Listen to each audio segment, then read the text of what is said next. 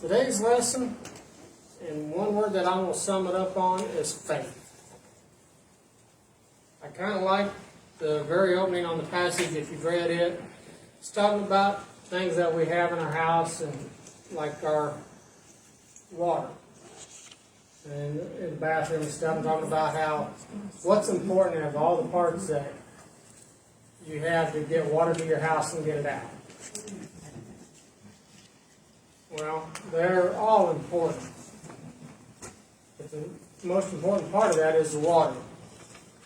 And that's kind of like in our daily lives. What's important in our daily lives? Prayer. Prayer in the morning before you even hit the floor. What do we got to have to keep us going, though?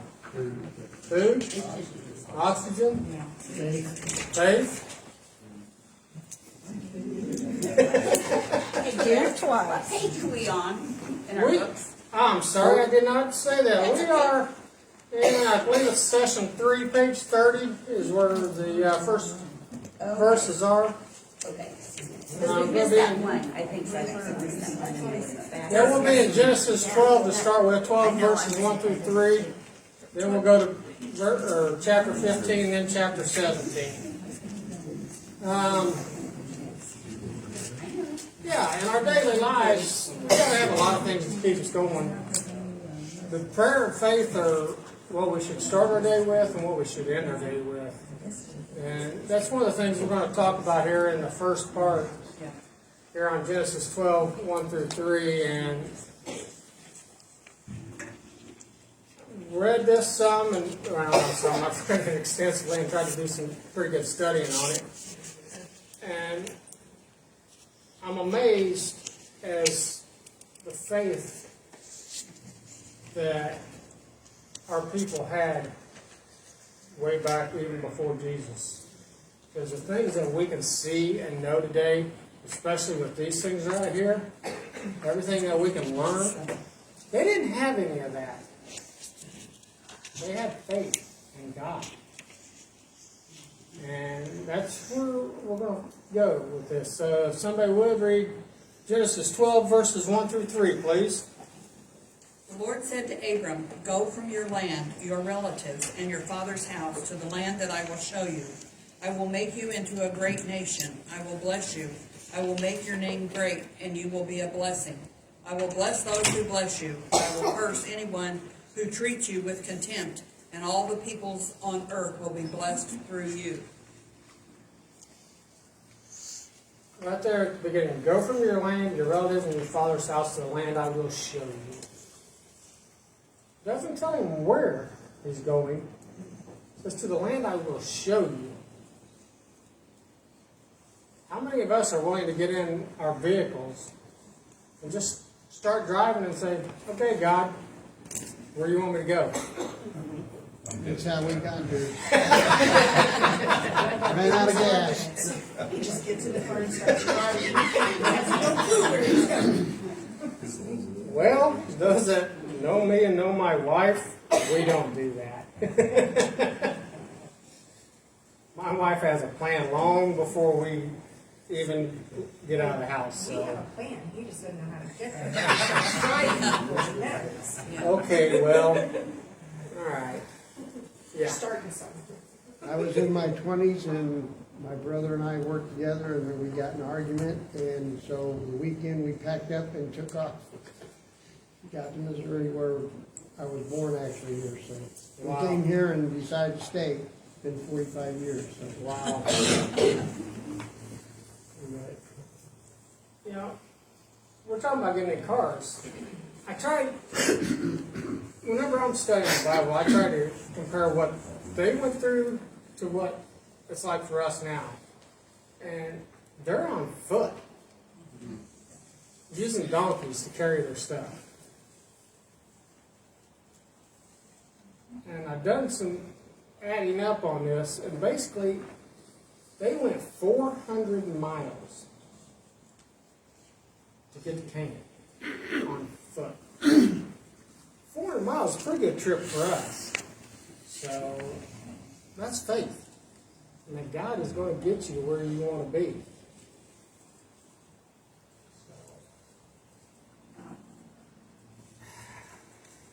where he wants you to be. Where he wants you to be, yeah.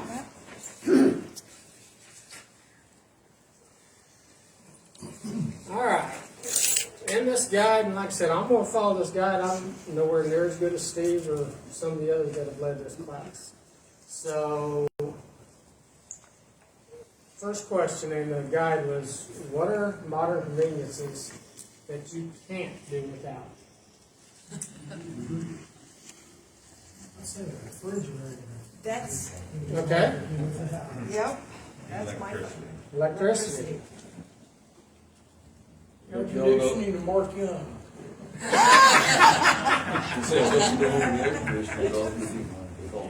Yeah. One of the things I learned that I would rather not be doing without during the 93 flood was water. Yeah. That was tough. Apparently during COVID, we couldn't do without toilet paper, but Yeah. And those squirt cops come in handy. And you don't even get catalogs in the mail anymore. Yeah. Oh, you get your weekly ads, Yeah. Yeah. but It'd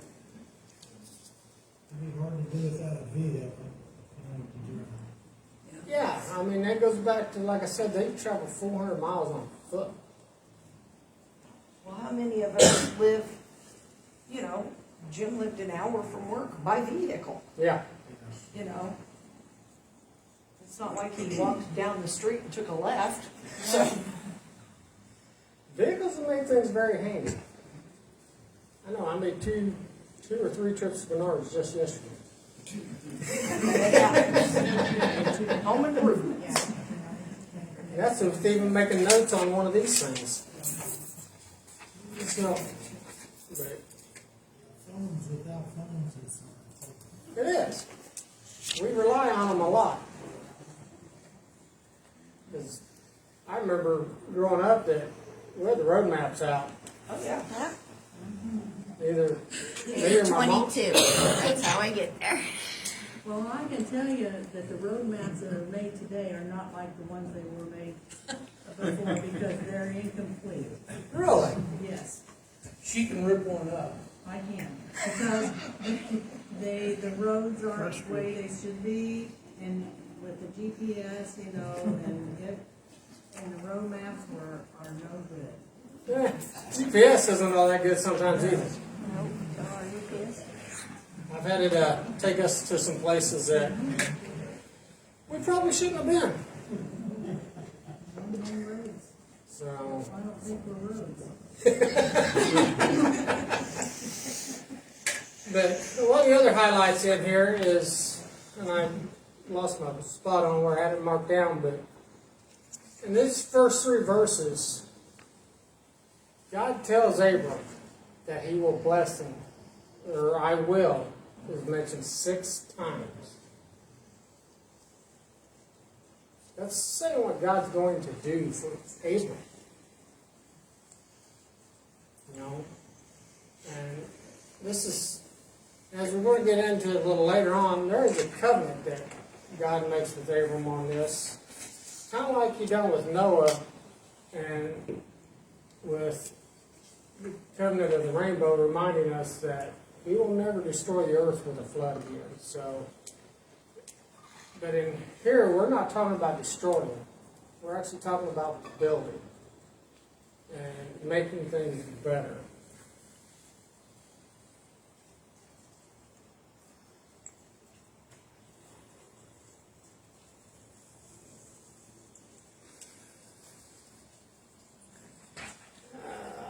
I'd say I'm not very good at this, guys, and I apologize.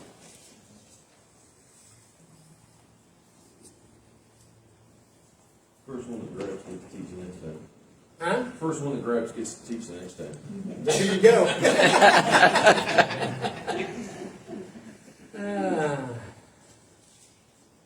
But,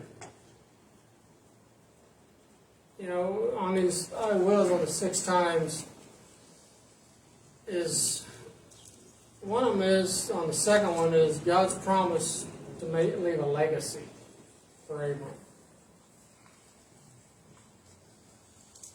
And that that is where he tells him, I will bless you and I will make your name great.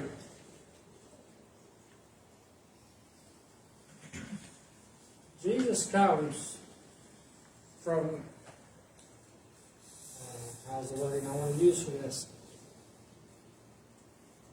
He is in the lineage of Abram.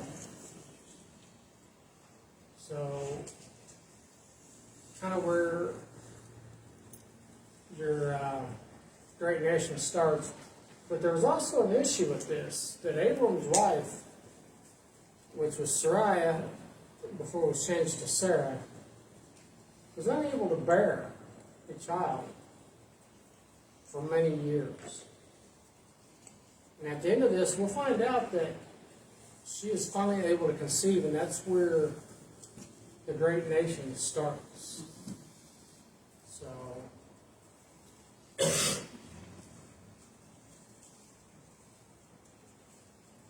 You know what I think is interesting? I think it's interesting that I know some of us in here do family genealogy. How many generations can we go back and name our grandparents? Can you name your great-great-grandfather? I cannot. I can go back great. Yeah. But if we ever go back far enough, somewhere in here, I'm guessing we would find ourselves in the lineage of Abram somewhere. Because that's where it started. Yeah, everybody would be. Yep. And that's several generations. 1 or 2. 100. Yes. 1,000. But, so, My daughter did that lineage thing and got back to the 1500s. We have all the names of all that. Well, I don't personally have, my daughter does, but But I mean, just to be able to name them from memory. yeah, just say that. So, yeah, just name them from memory, but Abram's name is Yeah. known yeah. Yep. after all these years. And that's one of the comments that's in here, that we will even be talking about Abram in heaven. And yeah, Paul and James wrote of Abram's faith here in Romans 4 and Galatians 3 and James 2.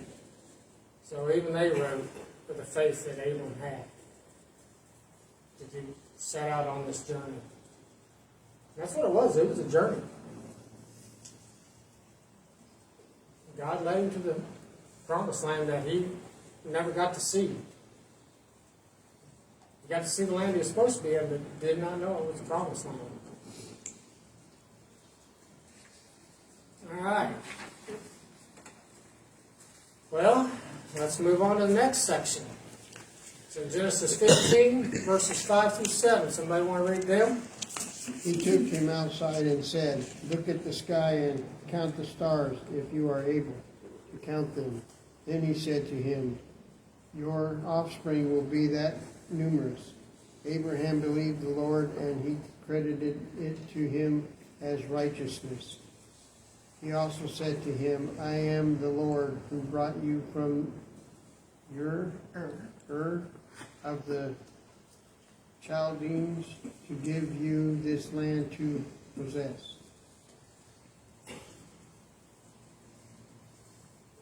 There you go. The lineage of Abram. Look at the sky and count the stars. Your offspring will be that numerous. On a nice clear night, we can look up the sky.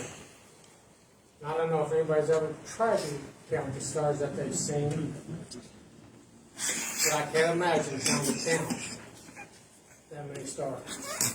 And that's just ones you can see. That's right. On the side of the earth. Yep.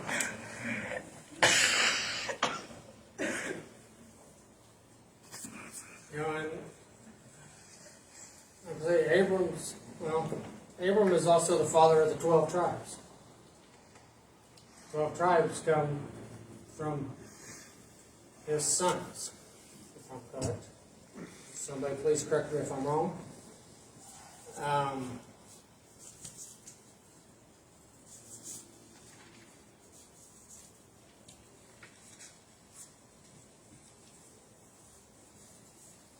Abraham was actually grandpa. Okay, thank you. Because Abraham had Isaac, and Isaac had Jacob, and Jacob had the 12. There we go. I stand corrected. Thank you.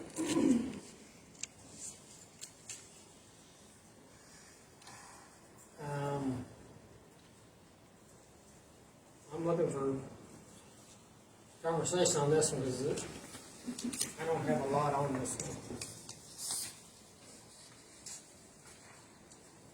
Let me do the notes.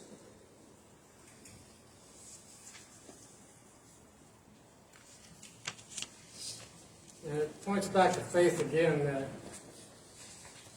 Abram trusted God to provide him with the offspring, his children, to make it into a great nation, to populate the earth.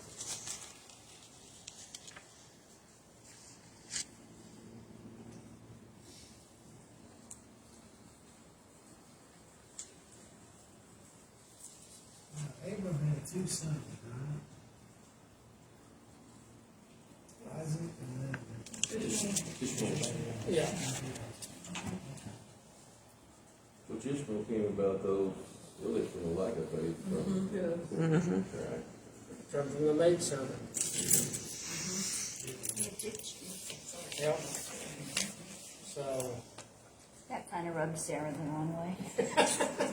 And it's your idea. But she, yeah, that's what I said. Snap out of it. You sent her in.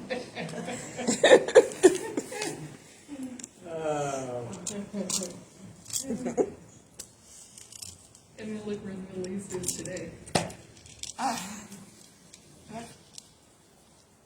you know, doesn't some of our lack of faith also come from situations where we don't see any human way possible for something to work out? it does. You know, and not only for things to not work out humanly, but we kind of give up on our faith when things don't go like we think they should. I mean, from Sarah's perspective, she was well past the years. Yes. So then they started questioning, and maybe God meant for this. Right? Yep. Which, not to chase a rabbit, but I guess we can go all the way back to the Garden of Eden. That's where it started. We get in a little trouble when we start trying to say, well, maybe God didn't really mean exactly this. Maybe he meant this. Yep. Or he needs our help. Yeah. Or, like I said, is, well, it's not working this way, so maybe God wanted me to do it a different way. The human factor. The human factor. Yeah. Another thing that we see in this is God put man in the position of headship, and when he doesn't act in that role as he's supposed to, then things can turn bad. You know, in the Garden of Eden, Adam was there. Eve took the fruit, and Adam apparently hadn't explained to Eve exactly what God had done in regard to that. Right. And then just went ahead and went along with the bad idea when he was called to lead. Then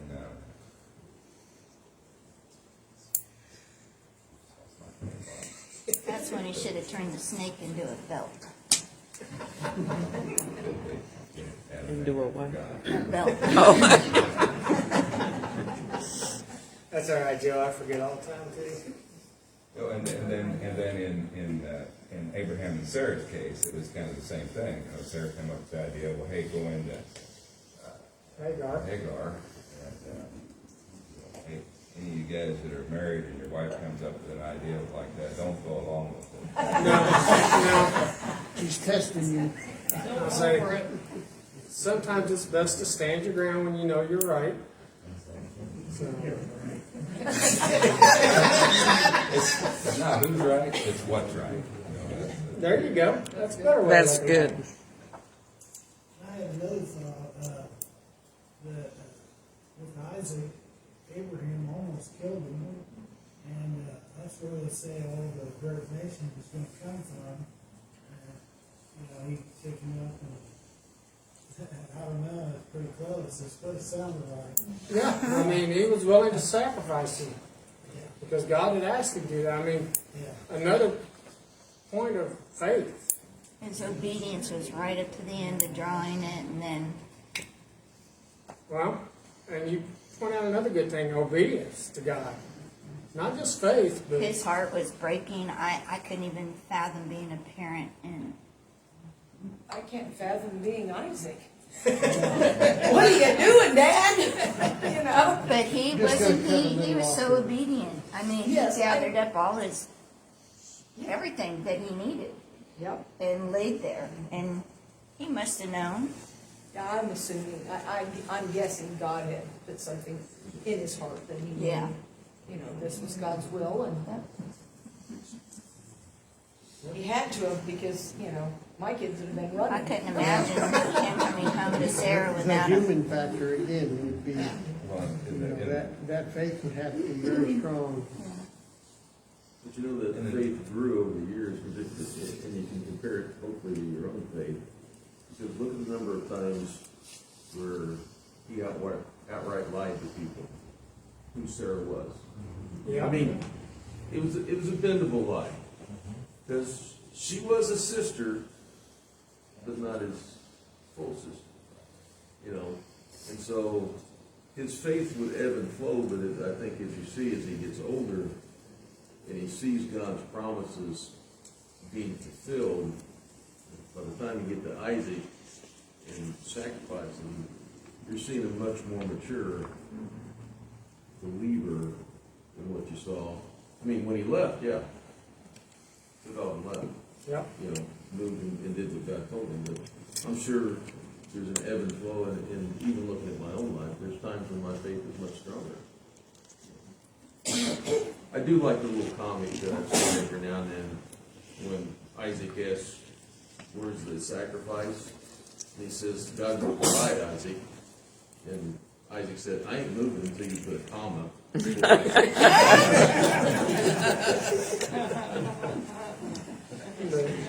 Punctuation matters. It does. But you know, look at your faith as a young Christian. I mean, I'm sure it wasn't nearly what it is. Hopefully, it's more solid today. If not, we need to go back to that most important thing, prayer. and time. Yes. But You know, Isaac also had to have a tremendous amount of faith and all that, because Abraham was an old dude, and Isaac was a teenager. Yep. I'm thinking, he probably could have took the old guy. At least outrunning. I asked my son about that. Well, I'm just trying to visualize me trying to sacrifice Creed, you know. He'd have to be willing. Yeah.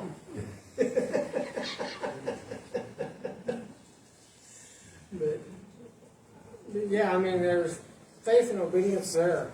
We're talking about that sacrificing of Isaac. Something I've discussed with others before is I can't imagine what the feelings you had going through you sacrificing one of your kids. Well, and it wasn't like he was told to do it now and he did it an hour later. It was time, a lot of Yeah. time where he had to think about it through the journey and the whole bit, Yeah, and I mean, day in, day out, all the time. that's basically where we're starting with this lesson today is that God told him to pack up and go. That's what he done. So,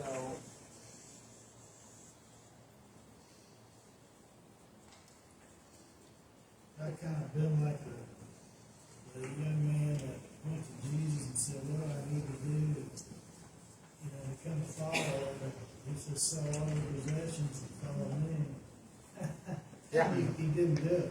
No. That's probably how I would have been when somebody take Isaac up and sacrifice him. I probably would have said, huh? Yeah. What?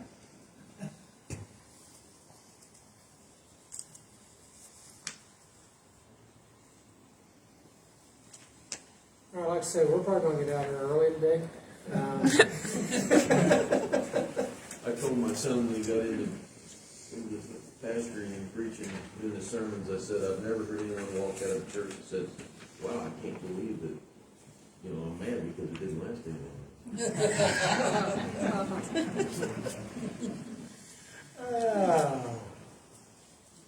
All right, like I say, we're way ahead of time. Maybe we'll get more out of this last one. Let's go to Genesis 17, verses 7 through 11. I will confess my covenant that is between me and you and your future offspring throughout their generations. It is a permanent covenant to be your God and to the God of your offspring after you, and to you and your future offspring. I will give the land where you are residing, all the land of Canaan, and as a permanent possession, and I will also be their God. God said to Abraham, as for you and your offspring after you, throughout your generations, are to keep my covenant. This is my covenant between me and you and your offspring after you, which you are to keep. Every one of your males must be circumcised. You must circumcise the flesh of your foreskin to serve as a sign of the covenant between me and you.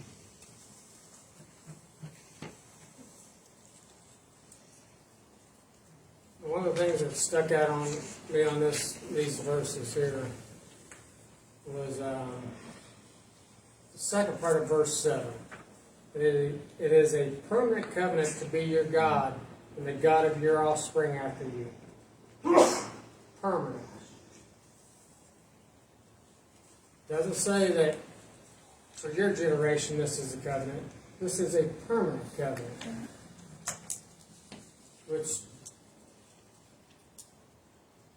the circumcision part, and I'd have to do more studying, maybe somebody could help me out on that a little bit,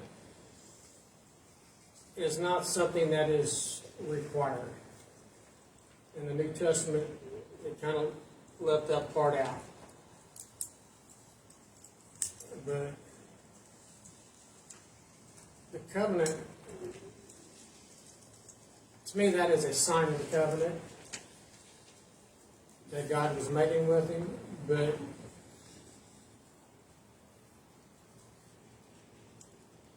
the part of the covenant that, and I read into this, is if we have the faith and obey God, we are part of that permanent covenant.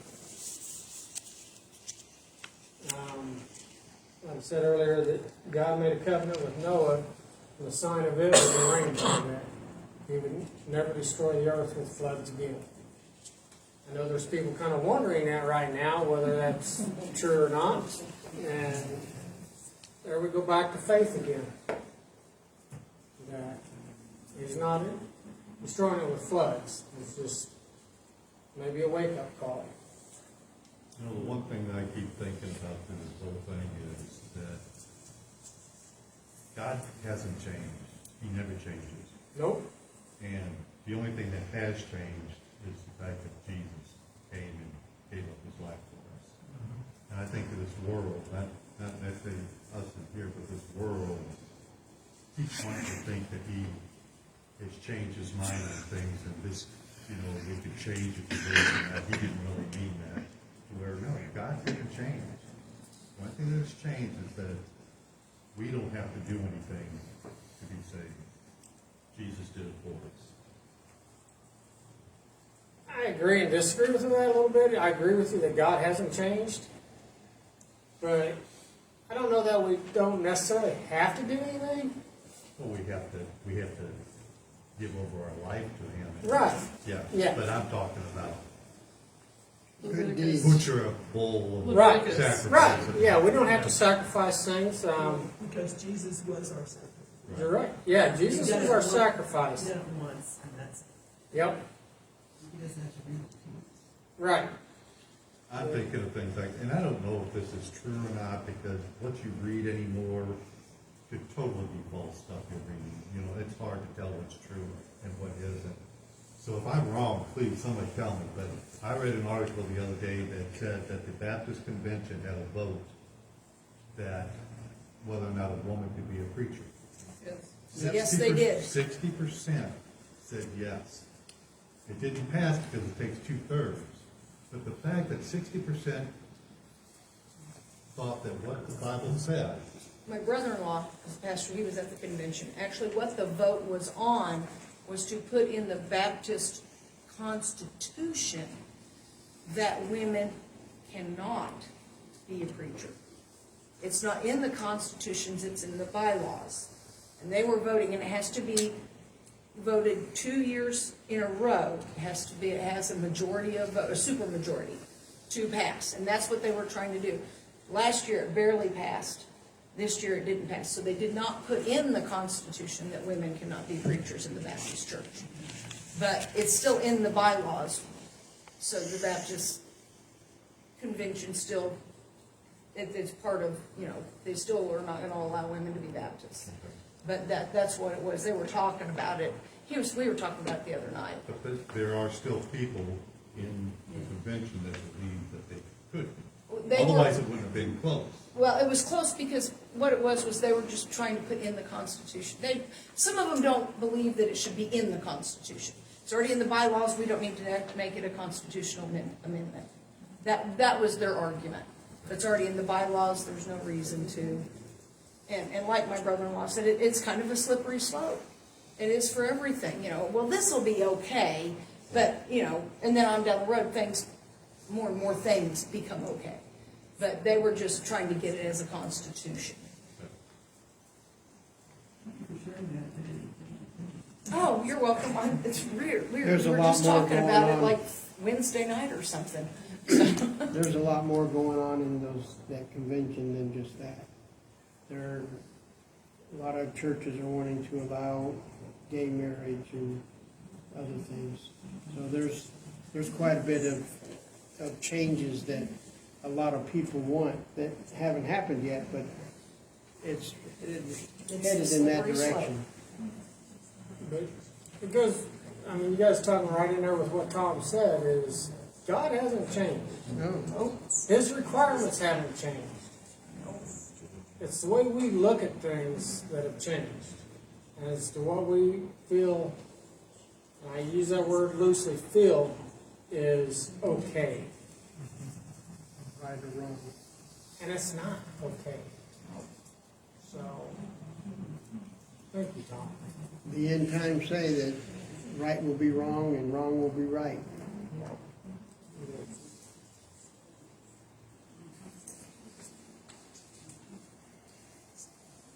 By the way, I think what you were looking on circumcision was in Acts 15. Is it Acts 15? Acts 15. Because it was a point of contention at that time. Yeah. Because they went up, you know, I think Paul and Barnabas and Peter went up to meet with the church and to discuss it. What came back was, you know, why would you put a yoke on my people, or on these people, that neither we nor our ancestors could bear? That circumcision was not part of salvation, that salvation was by through the grace of God and through the blood of Christ. And when you start trying to add anything else on, which is what the Pharisees continually wanted to do, you know, salvation and this, salvation and that. And so, but that's, you know, and there are a lot of Messianic Jews who still observe circumcision. Yeah. But it's not part of salvation. Right. And in the Romans, it talks about Abraham, he wasn't circumcised yet, whenever he had faith in God. It was after. Okay? Ouch.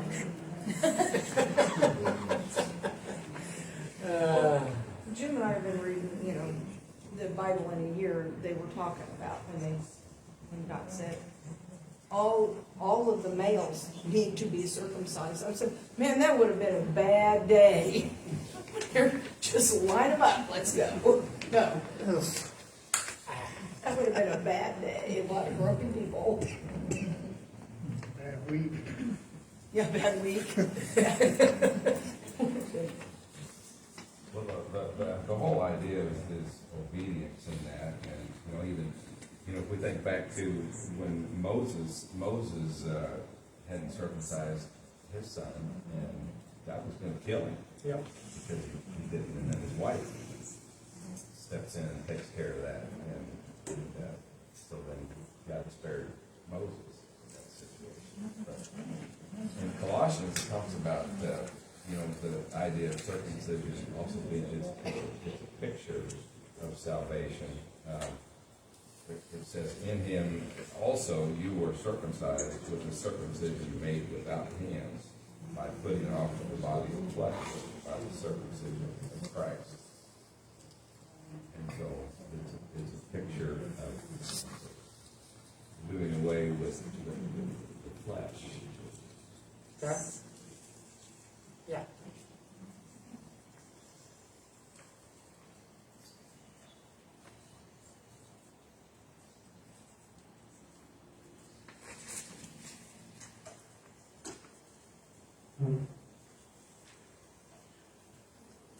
Guys, I said, but I really don't have any more on this today.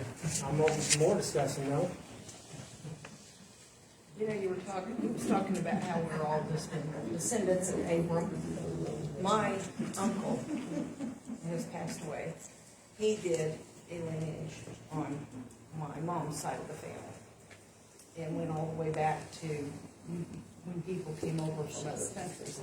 And it's really funny is if you go back into the 1800s, there's a James Farr in my ancestry. So it's really funny because Jim's family, they had a James Farr that was a slave trader, and he had wives in like 6 different states. Wow. And I'm like, gee, was one of them Virginia? And it was. So I'm going, we're related, Jim. We can't get married. But it's funny how he said that, we're just looking through there. I said, I wonder if there's Farrs in here, and there was. And, now I don't know if it was the same James Farr, but still, it's kind of weird that, We found it out. You're good. You think so? Awesome. Because I got 3 kids with you. We found in ours, her last name was Johnson, mine's Payne. And back in the 1230s, there was a Johnson married a Payne. So we thought that was cool. Wow. Women couldn't own land back then, only men. Yeah. Jeff, I was wondering if there's anyone that wanted to share something this week that they read, God's Word, that's really just like, it was an aha moment. I just, sometimes I kind of been wondering if, if people have things to share, but, I'm open for that.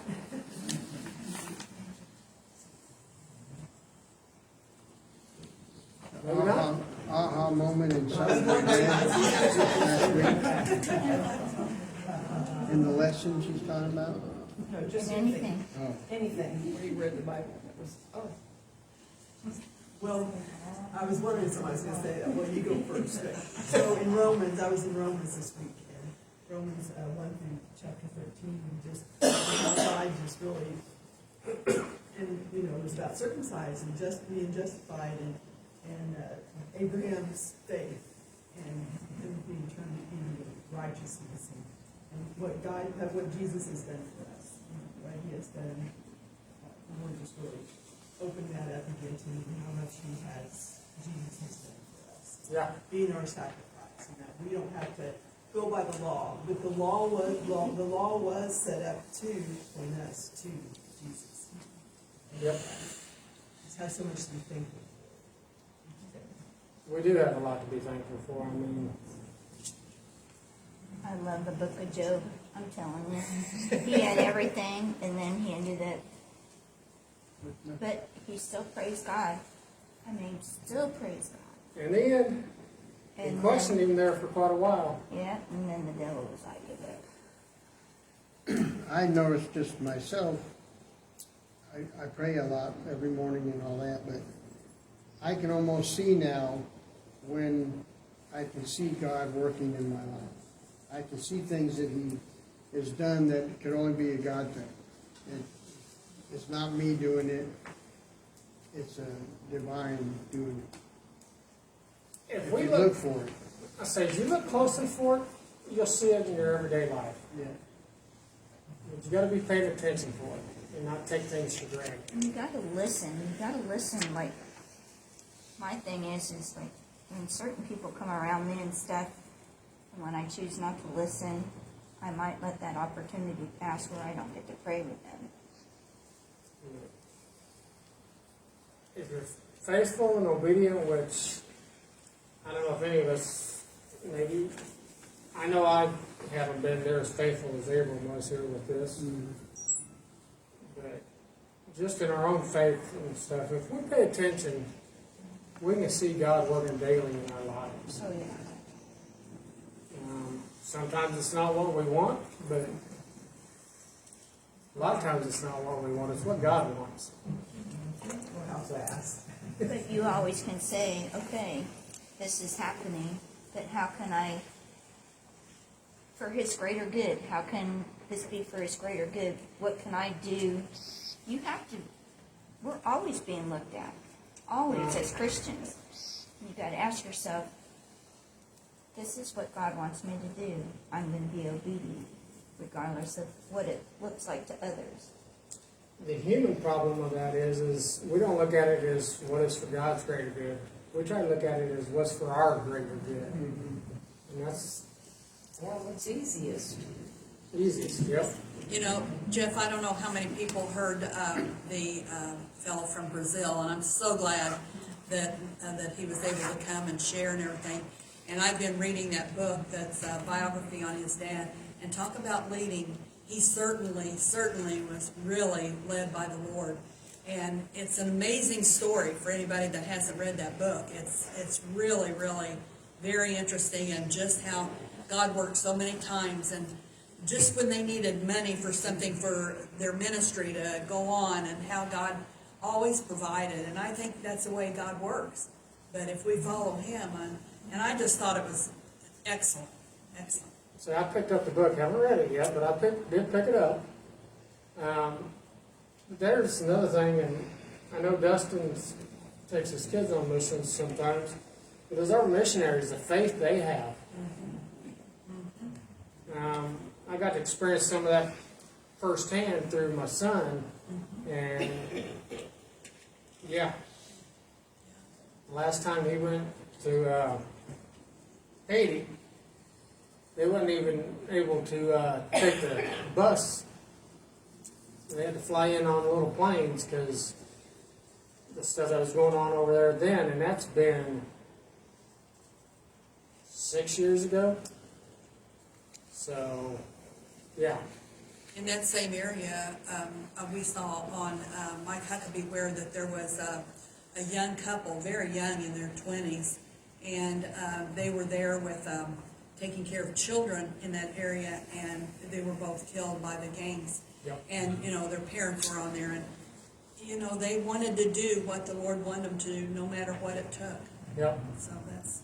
And wasn't the daughter, wasn't her father a senator? So he's a senator now? Mm-hmm. He's a senator? Yes, I think you're Yeah, I right. think that's right. The representatives or something, yeah. That's another good example of having faith is people that are on mission in some of these countries. Yeah. They're trying to get people to follow God, and they're in some bad situations sometimes. But you know what? That's our mission too, really. It We is. just have to be willing to be able to do it. I Yeah. mean, you know, and step out and not be afraid. Yeah. Yeah, I mean, we can do it here in our own town. Yeah. And we should Yeah. be. So. All right, guys. Well, thank you, Yeah, it's Mr. pretty Jack. close. You did well enough. We'll ask him to have you do it again next week. Might have to delegate that. Thank you guys for being patient with me. You did a good job.